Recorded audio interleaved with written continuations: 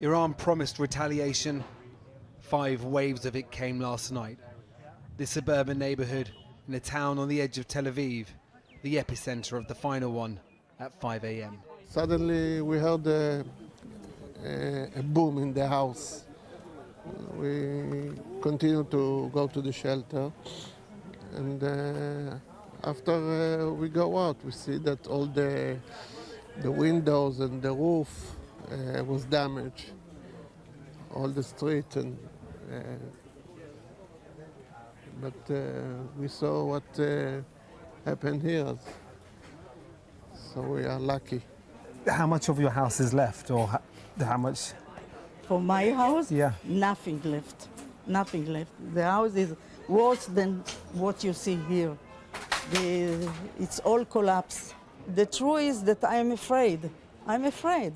I'm sitting in my house, my shelter, in my country, in my city, and I'm don't have security here. As neighbors surveyed what of their lives was salvageable and walked away from homes unlivable, Iran promised yet more of these barrages. The rhetoric dialed up, the battle for symbolism as much a part of this conflict as the fire from above.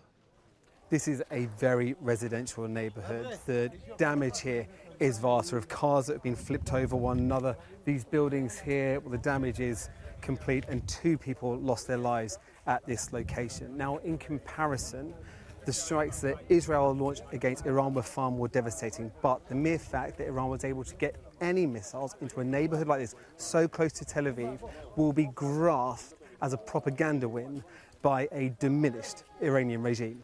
These were the skies over Tel Aviv last night.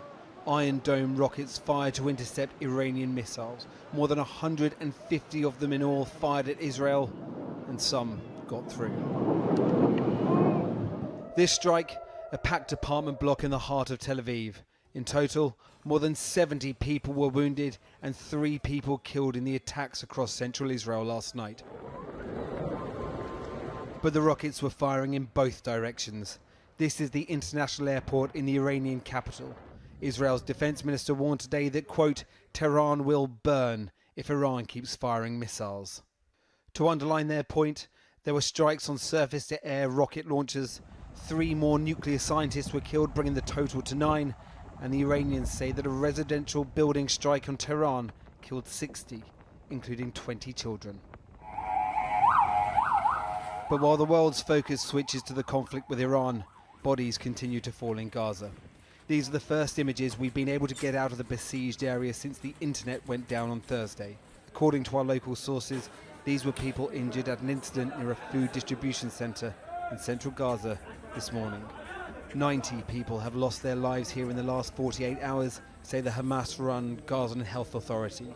The reach of this conflict growing only wider every day. Paul McNamara reporting there from Tel Aviv. Now, adding to Iran's humiliation, Israel says it's killed more than 20 Iranian military commanders since its operation began.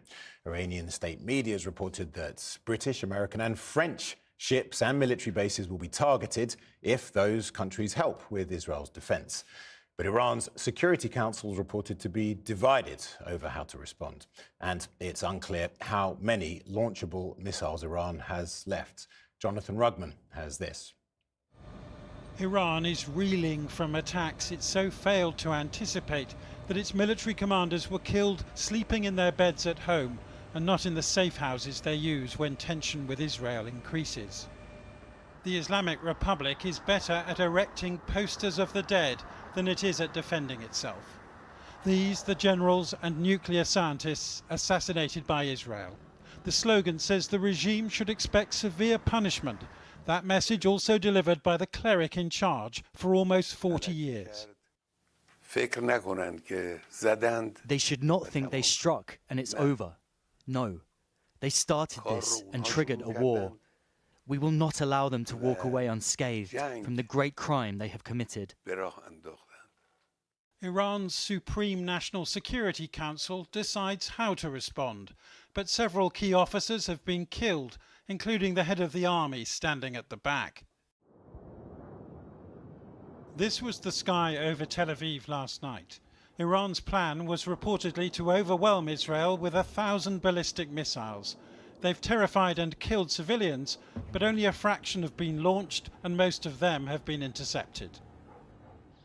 Israel, armed with US intelligence, attacked missile sites in Iran before they could be launched.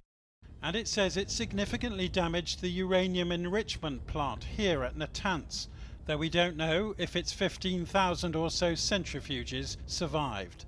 So, for example, at Natanz, have you destroyed the centrifuges that were enriching uranium? Without getting into operational details, I can tell you that we are very, very happy with the results, satisfied with the results so far.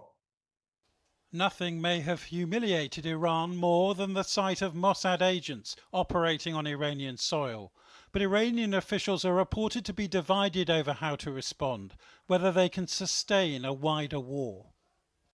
Yesterday, an American diplomat told Iraq's Prime Minister that the US was not participating in Israeli attacks.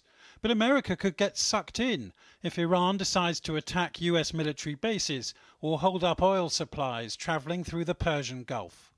That's the critical question. I think Iran doesn't want to go there immediately or perhaps at all, but it's very much in a bind. It's trying to calibrate its response, show that it, can put up some sort of response to redeem its face without turning this into a much wider conflagration.